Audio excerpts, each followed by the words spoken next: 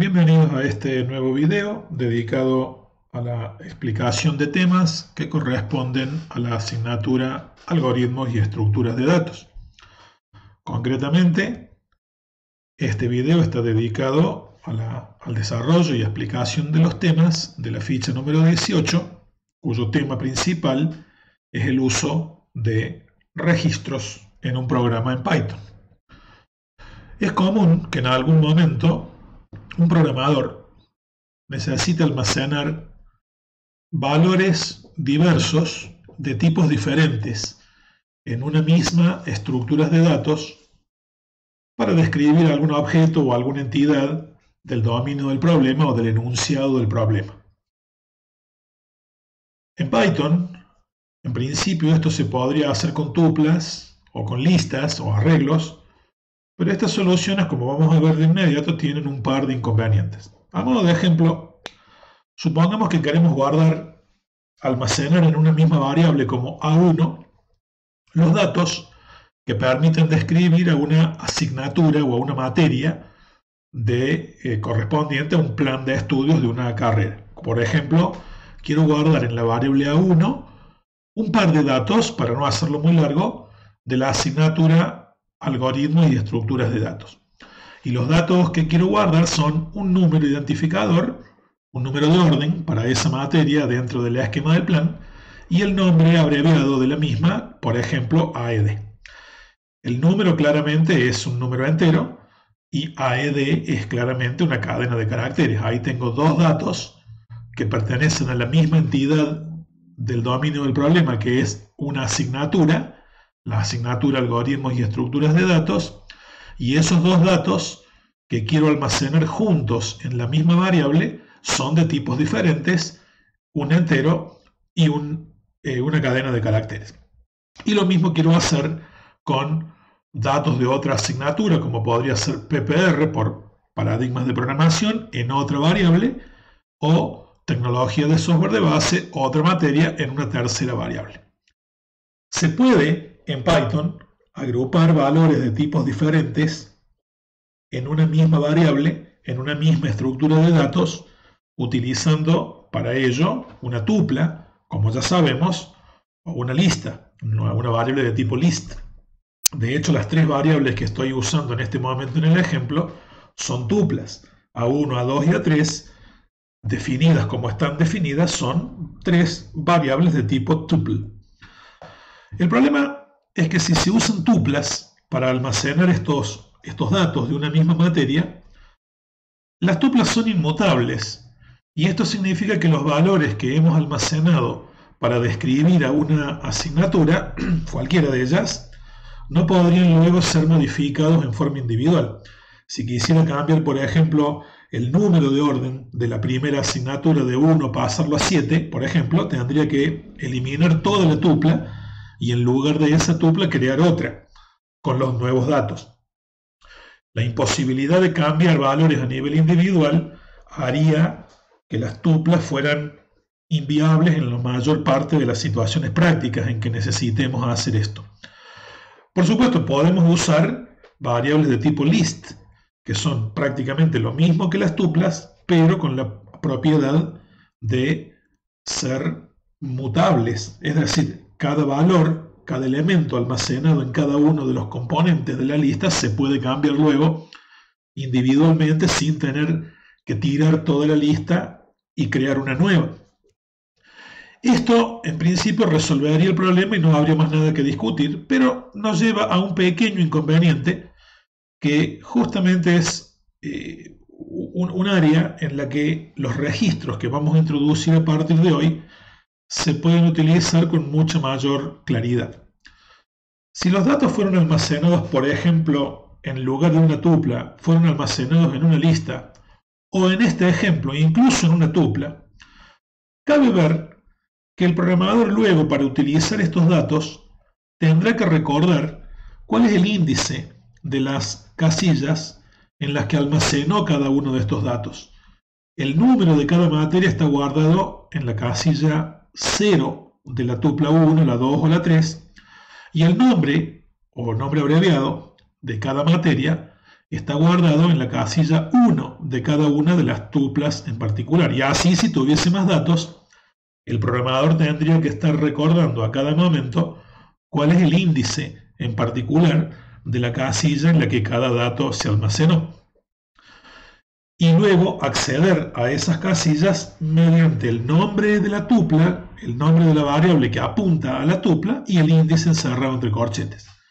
Esto no es un problema, pero si el programa que estamos desarrollando es un programa muy grande, muy complejo, y la información que se guardó en cada una de las tuplas o en cada una de las listas es muy amplia, muchos datos alrededor de una misma variable en vez de dos como tenemos acá, eso va a producir que el programa pierda claridad en cuanto al acceso a los datos, porque en lugar de accederlos por un nombre descriptivo, como podría ser código de materia o nombre de materia o abreviatura de materia, tendríamos que estar escribiendo en numerosas líneas del programa formas de acceso un tanto crípticas como A1 corchete 0 o A2 corchete 1 o A3 corchete 0 para referirnos a un número o a un nombre.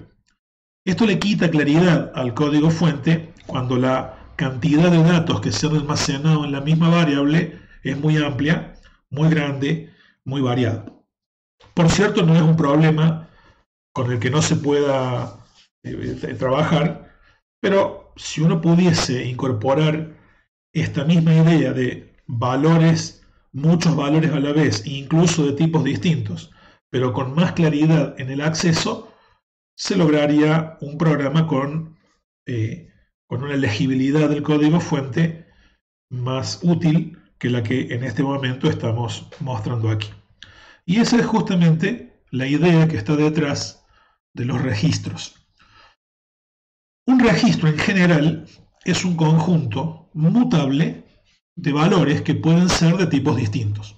Por supuesto, cuando digo que pueden ser de tipos distintos, obviamente eso implica, además, que si uno quiere almacenar valores del mismo tipo, puede hacerlo. La regla es quien puede lo más, también puede lo menos. Si puedo almacenar muchos valores de tipos diferentes en una misma variable, bueno, pues no es obligatorio que esos tipos sean distintos. Si necesitamos que sean todos del mismo tipo, o algunos sean del mismo tipo y otros no, lo podemos hacer sin ningún problema.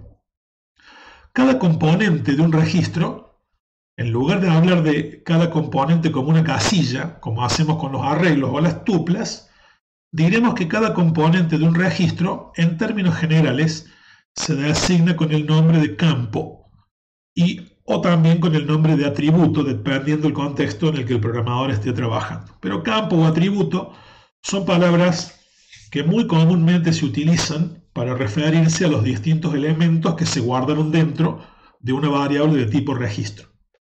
Cada campo, a diferencia de una tupla, una cadena, una lista o un rango inclusive, se designa con un nombre o identificador y no con un índice encerrado entre corchetes. El identificador que permite distinguir a un campo de otro no es un número encerrado entre corchetes o índice, como pasa con las variables de tipo secuencia, sino que es un nombre de variable que el programador dispone a su antojo, como dispone los nombres de cualquier variable que declare en sus programas.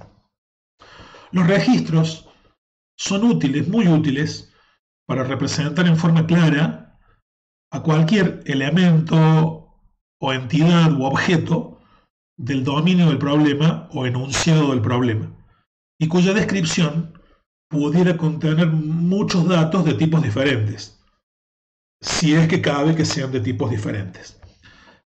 Por ejemplo, supongamos que se desea representar la información de un empleado, de una empresa, de un negocio, de una fábrica, de lo que fuere, y que para ello, vamos a suponer, usaremos una variable a la que vamos a llamar empl, abreviatura de empleado, de tal forma que esta variable pretendemos que sea un registro con campos, con atributos, con casillas, para guardar el valor de el legajo del empleado, que claramente es un número, el nombre del empleado, que es una cadena de caracteres, la dirección de su casa, una otra cadena de caracteres, El sueldo básico, que puede ser un número en como flotante, por ejemplo, o entero, dependiendo, y la antigüedad de ese empleado, que también será manejado como un número entero.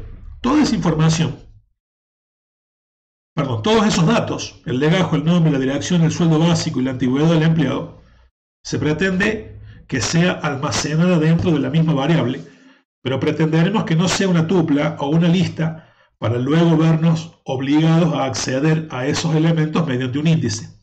Lo que queremos es que si hemos guardado el legajo de esa persona, la casilla que contenga ese legajo se llame legajo. El nombre se guarde en una casilla o campo llamado nombre y así por el estilo. Y eso es lo que estamos sugiriendo en la gráfica que mostramos en este momento. Estamos asumiendo que la variable empl es un registro o de alguna manera empl permite manejar un registro que a los efectos del ejemplo suponemos que contiene 5 campos, 5 casillas o atributos. La primera contiene un número, el 21.340, que es el legajo de esta persona, pero justamente como esto es un registro, entendemos que el programador dispuso que ese campo, en vez de ser empl sub 0, sea directamente un campo cuyo nombre sea legajo. La siguiente casilla contiene la palabra o cadena de caracteres Juan, y asumimos que está esa cadena asociada o almacenada en un campo que el programador dispuso que se llame nombre. Lo mismo con los demás. Aquí podemos guardar la dirección, calle Salta, no importa el número, es un ejemplo, en un campo llamado dirección. El sueldo, un campo llamado sueldo, con el valor 1230.5 y un 7 en otro campo llamado antigüedad. No deja de ser empl una estructura de datos, en el sentido de que es una variable que de algún modo contiene varios valores al mismo tiempo. Pero en lugar de ser una secuencia en la cual cada componente o casilla se identifica con un índice, aquí estamos suponiendo que esa empl es algo nuevo, un registro, y cada casilla del registro se asocia a un identificador de tal forma que el identificador, legajo, nombre, dirección, sueldo o antigüedad, es decidido por el programador a su antojo y conveniencia. Es el programador quien dice que esta casilla se llama legajo, o que esta se llama nombre, o que las otras se llaman dirección, sueldo o antigüedad. Del mismo modo en que es el programador el que dispone cómo se llaman sus variables en un programa.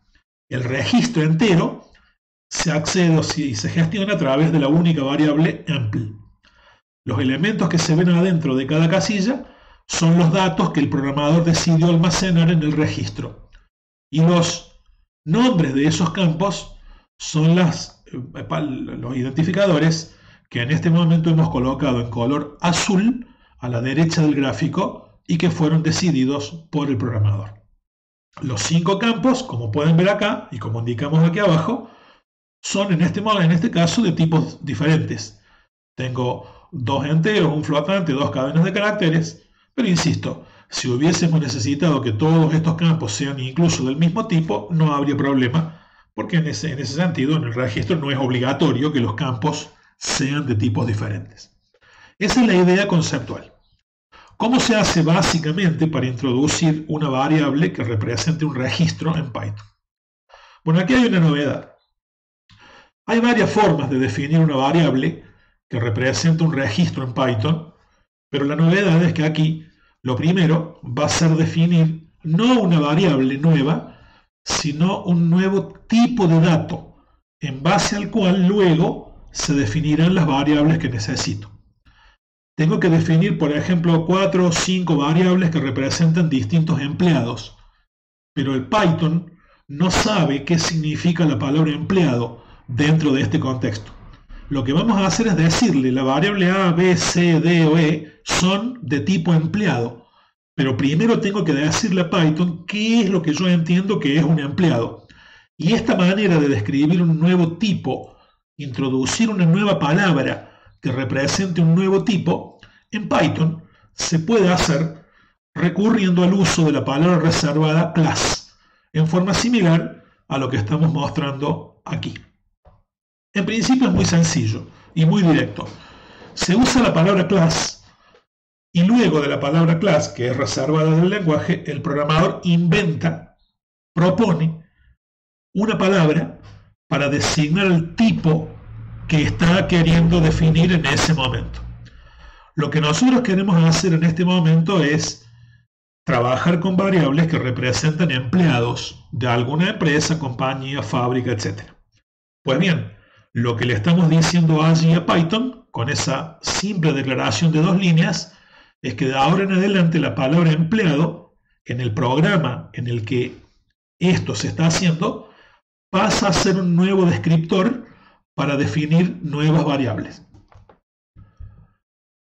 Así como la palabra int, o la palabra float, o la palabra str, o tuple, o range, son nombres que representan tipos de datos en Python, y uno puede luego crear variables que sean de esos tipos.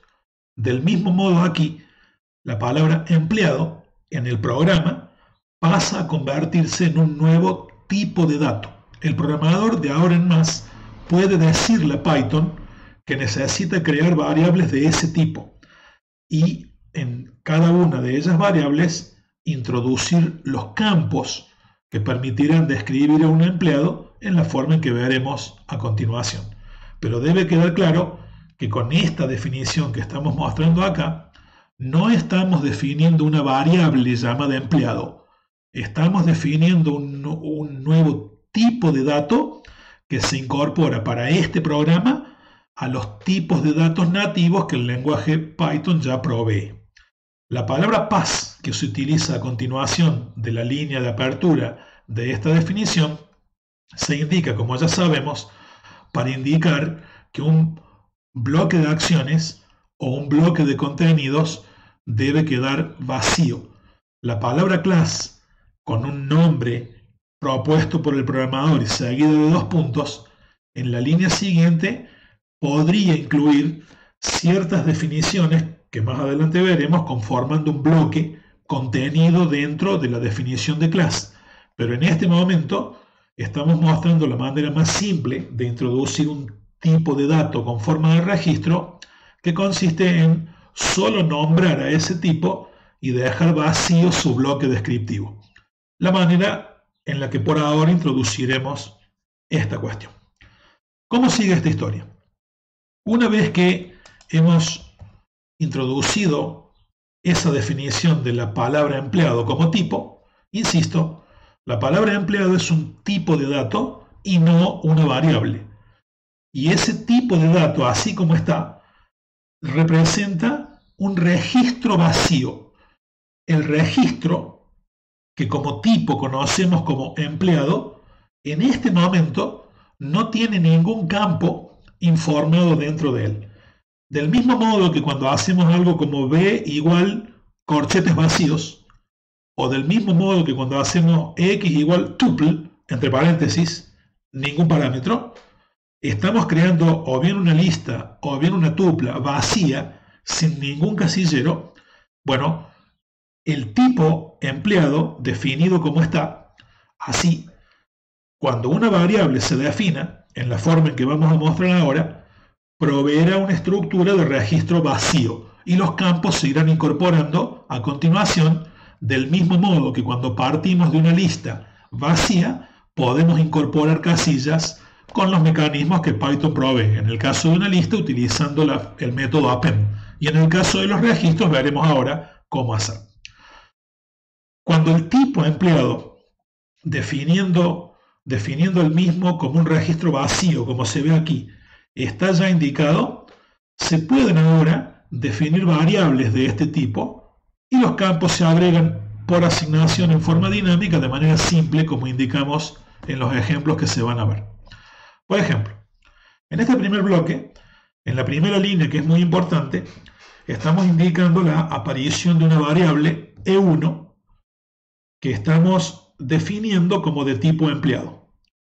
Es importante saber que cuando se define un tipo empleado, por ejemplo, utilizando esta palabrita class, no solo Python asocia al tipo empleado una estructura de registro vacío, sino que Python también automáticamente provee para ese tipo una función constructora que se invoca así como estamos indicando en verde en este ejemplo.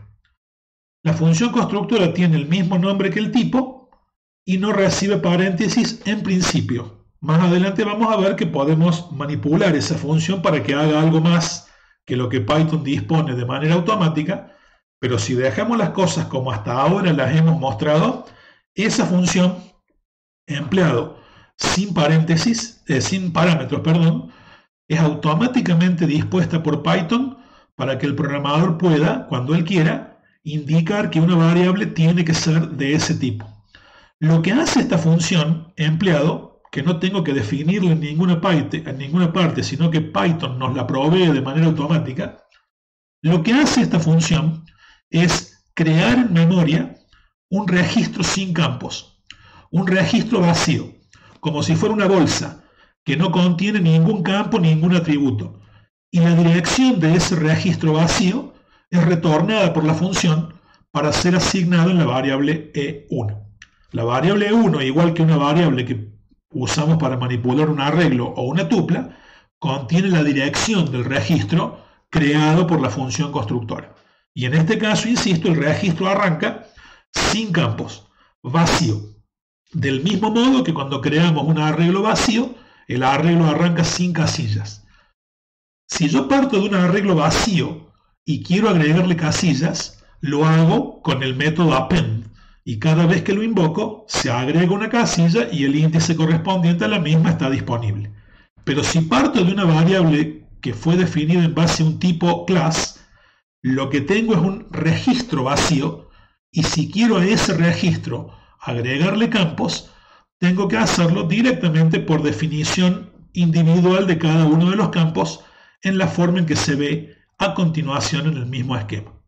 Siendo que la variable E1 ya está asociada a un registro vacío, de allí en adelante el acceso a los campos del registro, ya sea para crear el campo si no existía o para tomar el valor y manipularlo si ya lo tenía creado, se hace de manera sencilla. Se escribe el nombre de la variable que contiene la dirección del registro, en este caso E1, luego se coloca un punto y luego el nombre del campo al que quiero crear o acceder. Si el campo legajo para el registro E1 todavía no existía, algo como E1.legajo igual a 1 crea ese campo, crea la variable legajo dentro del registro apuntado por E1. Recuerden que en Python una variable se crea en el momento en que le asignamos un valor. Y lo que estamos diciendo aquí es que quiero crear una variable legajo de tipo entero valiendo 1. La única diferencia con una variable común y silvestre como las que hemos manejado hasta aquí es que esta variable legajo se está creando dentro del registro vacío, hasta ahora vacío, apuntado por E1. Y legajo se está convirtiendo en este momento en un campo de la variable E1. En este momento aparece el campo legajo en la variable apuntada por E1 y el valor de ese campo en este momento es 1. Y del mismo modo procedo con los demás campos que se ven a continuación. Cuando digo E1.nombre igual a Juan, aparece dentro de la variable E1 el campo llamado nombre con el valor Juan. Dirección igual calle 1 hace aparecer el campo dirección en el registro apuntado por E1. E1.sueldo igual a 10.000 hace aparecer el campo sueldo dentro de la variable E1 y lo mismo E1.antigüedad igual a 10. Cuando hacemos estas instrucciones que se están viendo allí, en la primera línea Python crea el registro vacío y asocia la dirección de esa bolsa vacía en E1. Y todas las líneas que siguen permiten crear campos dentro del registro apuntado por E1, del mismo modo que llamar al método append permite crear casillas dentro de una lista. La manera de hacerlo es ligeramente distinta, pero el concepto es el mismo. Si tengo una variable que apunta a una tupla o a una lista, la manera de acceder a una casilla consiste en escribir el nombre de la variable que apunta a esa tupla o a esa lista y entre corchetes escribir el índice de la casilla a la que quiero entrar.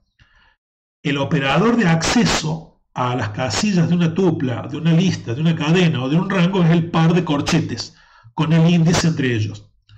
Pero si estoy trabajando con un registro, si la variable E1 apunta a un registro, el operador para acceder a un campo no es más el par de corchetes con un índice adentro. El operador de acceso a un campo es el punto seguido del nombre del campo.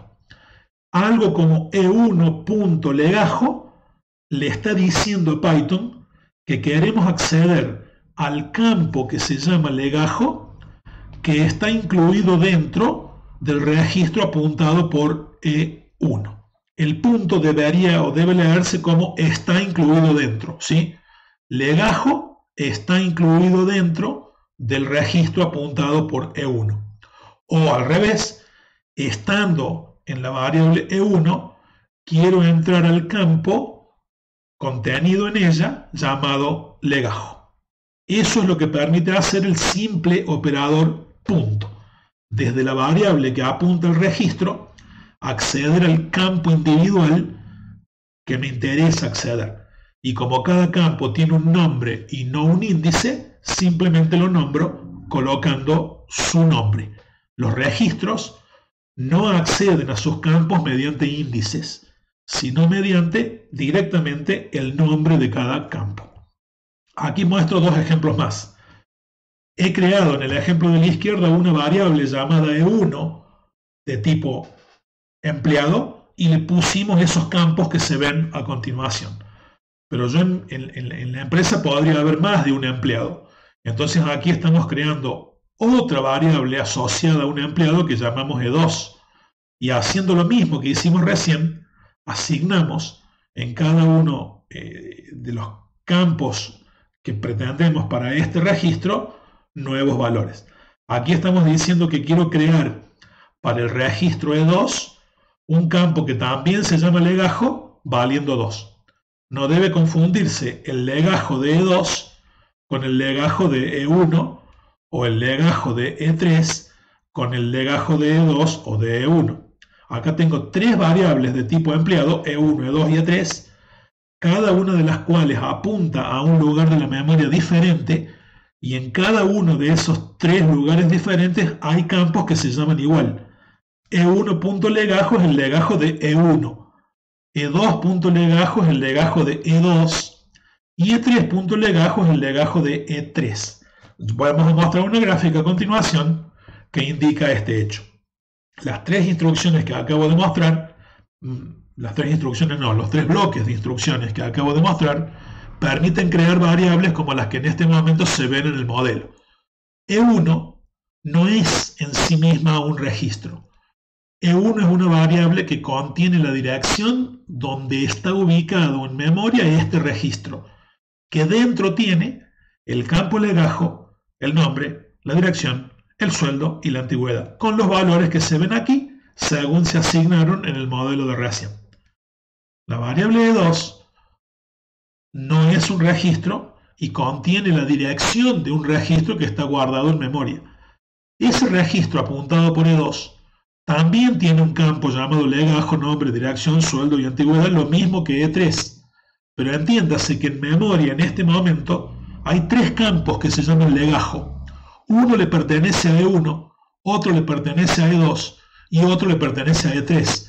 Y si yo decido cambiar el valor de uno de ellos, por ejemplo, yo quiero entrar al campo legajo de E2 y sacar este 2 y poner un 8, ese 8 solo va a afectar al campo legajo de E2 y no va a producir ningún cambio en E1, en el legajo de E1 o en el legajo de E3. Como dijimos recién, cuando se define un tipo registro con la palabra class, Python automáticamente provee de una función constructora que se llama igual que el tipo, estudiante, y se le invoca a esa función, en principio, sin parámetros, como estamos indicando aquí, con el nombre del tipo y un par de paréntesis vacíos. La función crea registros vacíos, sin campos. ¿De acuerdo? Python sabe que lo que se está creando es un registro porque el tipo de dato estudiante fue definido con la palabra class. En rigor, la palabra class se usa en Python para definir lo que en programación orientada a objetos se llama una clase, y este concepto nos sacaría de la asignatura para entrar en conceptos de programación orientada a objetos que no están formando parte del plan de contenidos de la asignatura. Pero más adelante, en otras asignaturas, podrán ver con mayor detalle el uso, aplicación y sentido de la palabra clase. Pero bueno, desde un punto de vista de una aproximación como la que nosotros estamos haciendo aquí, es válido definir registros en un sentido muy amplio y muy conceptual, utilizando lo que Python en realidad usa para crear clases. Las variables creadas, E1, E2 y E3 en el ejemplo que tenemos aquí, en realidad contienen las direcciones de memoria de los registros. En la práctica uno después dice que E1 es este registro, o E2 es este, o E3 es este, y nadie se va a enojar. Pero tiene que quedar claro que una cosa es el registro, el conjunto de campos que se ven aquí, y otra cosa es la variable que contiene la dirección de ese registro, que se usa para accederlo, manejarlo y manipularlo. No hay problema que un programador diga que E1 es el primer registro, o E2 es el segundo, o E3 es el tercero. Pero el programador tiene que saber la diferencia entre contener la dirección y ser el propio registro. Y lo mismo que pasa con los arreglos o las tuplas. La creación y el acceso a los campos, como dijimos, se hace con el operador punto. Un punto colocado entre el nombre de la variable que apunta al registro y el nombre del campo que se quiere crear o acceder. Aquí estamos repitiendo los tres ejemplos para que podamos establecer una relación entre cada uno de los gráficos y la secuencia de instrucciones que llevaron a que aparezcan estos elementos en la memoria. E1 igual empleado crea un registro vacío apuntado por E1, o sea, crea, como quien dice, el rectángulo este que ustedes ven aquí, pero sin los campos todavía. Y los campos se van agregando uno por uno en la forma en que se indicó en el primer esquema. Como el campo legajo dentro del registro vacío no existía, cuando digo E1.legajo igual a 1, se crea la variable legajo dentro del rectángulo apuntado por E1 y aparece el 1 este que ven aquí con el valor que se le asignó. Lo mismo con nombre, dirección, sueldo y antigüedad con los valores que se ven aquí. Este conjunto de instrucciones del bloque del medio crea el segundo registro con los valores que allí se ven. 2, Luis, calle 2, 20.015 que se ven aquí. Y este tercer bloque crea el tercer registro que es el que se ve a la derecha en la gráfica. Y cada uno de los tres tiene su propia copia del conjunto de campos que tienen los otros. Pero cada uno se maneja por separado. El ejemplo que mostramos ahora muestra con claridad este tema. El acceso a los campos, una vez que se crearon, se sigue haciendo con el operador punto.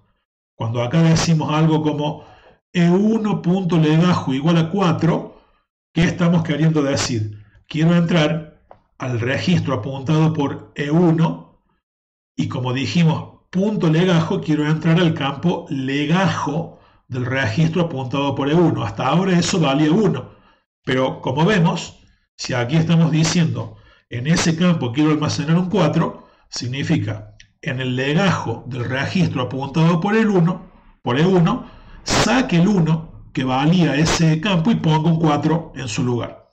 Cuando acá decimos quiero guardar en E3.antigüedad lo mismo que está en E2.antigüedad, si volvemos a la gráfica, E2.antigüedad vale 15 y queremos copiar este valor en el campo antigüedad de E3. Es decir, queremos llevar este 15 al lugar del 20 en el registro número 3. Lo que haría esa instrucción E3.antigüedad igual a E2.antigüedad sería hacer que en el registro de 3 desaparezca el 20 y en su lugar aparezca una copia del 15 que tenemos en E2. Los dos empleados, E1 y E2, perdón, E2 y E3, pasarían a registrar la misma antigüedad después de la instrucción que se ve en segundo lugar aquí. Por supuesto, también se puede cargar por teclado un valor, por ejemplo, como se ve acá, de tipo flotante, y a ese valor directamente asignarlo en un campo de un registro, como el campo sueldo del registro E2. No hay ningún problema y esto es perfectamente práctico y válido y muy útil. Se puede acceder a un campo de un registro como la dirección de E1 y mostrar directamente el valor de ese campo en pantalla. En este caso no quiero modificar el campo, solo quiero ver qué tiene y es perfectamente válido accederlo así. O puedo, por ejemplo, tomar el valor de un campo de un registro y utilizar a ese campo como un contador. Cuando aquí decimos E3.antigüedad más igual 1, estamos diciendo que queremos acceder a la antigüedad registrada para el empleado E3 y sumarle 1 porque a lo mejor transcurrió un año más desde que esa persona está trabajando con nosotros. Eso simplemente al valor que tenía la antigüedad le suma 1 y vuelve a depositar el nuevo valor dentro del mismo campo. El hecho que hay que entender aquí es que una vez que se colocó el punto para acceder a un campo y el campo se accedió, ese campo se utiliza como se utilizaría cualquier variable normal del tipo que corresponda al valor que ella tiene asignado. La única diferencia entre una variable normal suelta y estas que estamos viendo aquí es que la variable legajo de E1, antigüedad de E3, sueldo de E2 o antigüedad de E3 son campos que están unidos, que están incluidos juntos dentro de una bolsa más grande que son los registros que los contienen. Pero una vez que se colocó el punto para acceder a ese campo, el campo se maneja como se maneja cualquier variable normal y simple. La única diferencia es que acá se trata de campos que comparten un espacio dentro de un registro con otros campos. Pero dentro de todo y fuera de eso, son variables absolutamente comunes que se acceden por su nombre, como se haría con cualquier variable que hasta aquí hemos aprendido a manejar en forma simple. Un elemento interesante, aunque curioso, en Python, es que en Python dos registros que se definieron del mismo tipo pueden tener campos diferentes, lo cual, insisto, es una curiosidad propia de Python, pero debería ser una curiosidad esperable. No debería sorprender que en Python esto se pueda hacer, dado que Python es un lenguaje de tipos dinámicos y cuando uno define una variable, la estructura de la misma, si es una estructura de datos, se va definiendo, se va formando, se va creando a medida que el programador realiza asignaciones en forma dinámica y en tiempo en que lo va pidiendo, sin que esa estructura quede atada a un molde fijo. De hecho, cuando en Python se crea un registro de tipo empleado, por la manera en que hasta ahora hemos venido trabajando, sabemos que esta función constructora crea un registro vacío y los campos se van agregando por asignación, pero es el programador el que decide qué campos asigna, cómo se llaman, cuánto valen y de qué tipo son. Acá estamos diciendo que E1 va a contener 5 campos que se llaman legajo, nombre, dirección, sueldo y antigüedad, con los valores y tipos que se ven aquí, y eso está bien. Pero las asignaciones dependen de las necesidades del programador. ¿Podría el programador en el mismo programa crear otra variable, también de tipo empleado, llamada E4? Decir que es de tipo empleado no ata a la variable E4 a tener exactamente los mismos campos que tenía E1. La variable E4 puede tener, y de hecho tendrá, los campos que el programador le asigne a E4, se llamen o no igual que como se llaman en E1. Lo único que comparten E1 y E4 es que ambos son registros inicialmente vacíos. Lo único que Python infiere de la palabra empleado es que a esas dos variables E1 y E4 se les pueden asignar campos por asignación a gusto y necesidad del programador. Se llamen igual o se llamen distinto. Python no restringe lo que puedo guardar en una variable en comparación con lo que puedo guardar en la otra, aunque se hayan definido del mismo tipo de empleado o de registro, como vemos aquí. En este caso, estamos creando 4 campos, legajo, nombre, dirección, sueldo y antigüedad, que efectivamente se llaman igual a como se llaman los 5 campos de E1. Y eso está bien, pero si uno hubiese querido que esos campos se llamen de otra forma, también habría estado bien. Y en este caso puntual, lo que observamos es que dentro del registro apuntado por E4 aparece un campo nuevo llamado cargo que no estaba en el registro indicado por E1. Y esto en Python es perfectamente válido. El registro apuntado por E1 tiene los 5 campos que se ven y el registro apuntado por E4 tiene 6 campos, uno más que lo que tiene el registro E1. Y no hay problema estructural con ello en el lenguaje. Por supuesto, si un programador hace esto, es el programador el que tiene que tener cuidado de no cometer errores luego cuando manipule estas variables. La variable E1 no tiene un campo cargo, con lo cual el programador tiene que tener cuidado cuando acceda a E1. Yo acá le estoy diciendo, quiero con print mostrar en pantalla cuánto vale el legajo de E1. Y no va a haber problema con ello, este print va a funcionar y me va a mostrar este 1 si es que en el medio no cambia el valor. Y hasta acá vamos bien. Pero si después me olvido de lo que hice o me perdí y no me acordé que el campo cargo está presente en E4 pero no en E1, si llego a decir algo como print E1.cargo y E1 el campo cargo no lo tiene, en este print el programa se va a interrumpir y Python va a lanzar un error de variable no definida. La variable cargo no pertenece al registro apuntado por E1. Allí se va a clavar el programa y la responsabilidad obviamente será del programador y no del propio Python. Python deja que uno haga esto, pero no significa que uno luego se olvide de los controles y tampoco significa que uno de esto haga una costumbre. Que esto se pueda hacer no significa que sea necesariamente recomendable. En general, los programadores tratan de que cuando crean varios registros, sobre todo si son del mismo tipo, empleado en este caso, esos registros tengan la misma estructura de campos y no que los campos sean diferentes, justamente para evitar luego problemas como los que se ven aquí, por descuido, por error o por olvido.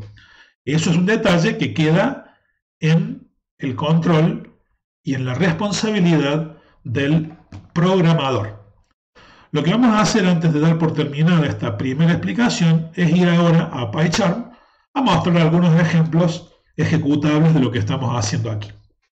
Este modelo F18 registros viene con la ficha 18 y en particular el modelito test01.py muestra cómo hacer para introducir un tipo de registro al que llamamos empleado y luego utilizar algunas secuencias de asignaciones como las que hemos mostrado en la ficha, en la presentación, para agregar campos en esas variables. Acá creamos una variable llamada E1 de tipo empleado, vacía, y estas asignaciones crean los campos legajo, nombre, dirección, sueldo y antigüedad. Acá hacemos lo mismo con la variable E2, acá hacemos lo mismo con la variable E3. Y a continuación mostramos un pequeño detalle de algunas de ellas. Con los 3 prints que se ven a continuación, mostramos el legajo de E1, el nombre de E1, y lo mismo con el legajo y el nombre de E2, y el legajo y el nombre de E3. Aquí algunas operaciones como las que acabamos de indicar, cambiar el legajo de E1 por un 4, asignar la antigüedad del 2 en el 3, cargar por teclado un sueldo y guardarlo en E2, mostrar la dirección, mostrar la antigüedad, cambiar 1 en la antigüedad y volver a mostrar todo el registro para ver cómo quedó. Si esto decidimos ejecutarlo, bueno, obviamente acá me muestra cómo fueron creados el legajo y el nombre de estos 3 registros. El nuevo sueldo de este empleado puede ser, no sé, 20.000 pesos. Y cuando acá le decimos, bueno, mostremos cuánto valen o cuánto quedaron valiendo cada uno de los 3 registros, lo que se ve aquí es el resumen final de lo que cada uno quedó valiendo después de las instrucciones que acabamos de mostrar. Y el programa efectivamente funciona en lo que se esperaría. El modelo 2 hace lo mismo, se crea el tipo empleado, se crean los registros E1, E2 y E3, y a continuación se crea aquí un registro E4, pero con la diferencia de que este registro agrega un campo, el cargo, que los otros 3 no tienen. E1, E2 y E3 no tienen un campo llamado cargo, y este sí.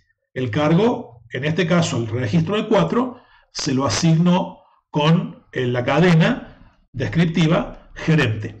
A continuación mostramos los valores del legajo y el nombre de todos los registros, pero solo del registro 4 mostramos el cargo. Solo el registro 4 tiene el cargo y solo él puede accederlo. Si ejecutamos este programa, efectivamente nos muestra el registro 4 incluido el cargo y no en los otros 3, que hubiese sido un error. Podemos ver acá que si aquí, luego de el nombre, hubiésemos escrito algo parecido, por ejemplo, para mostrar el supuesto cargo asociado al registro E3, algo así, y aquí en vez de 4 ponemos E3, bueno, de entrada uno puede darse cuenta que aquí hay un problema. El registro E3, tal como está definido, no tiene el campo cargo, y aquí estoy pidiendo que lo acceda y lo muestre. ¿Qué va a pasar? Cuando ejecutamos esto, el programa se clava, como era de esperar, en la línea en la que eso se intenta hacer. Acá nos está diciendo, en la línea esa, la línea 43 en particular, nos está diciendo hay un error de atributo o un error de campo. El tipo empleado, el empleado E3 en particular, no tiene un atributo llamado cargo. No es que el tipo de empleado no lo tiene esa variable en particular llamada E3. No se definió, no se asignó ese campo en esa variable específicamente. Y con esto terminamos, digamos, la primera parte de la explicación.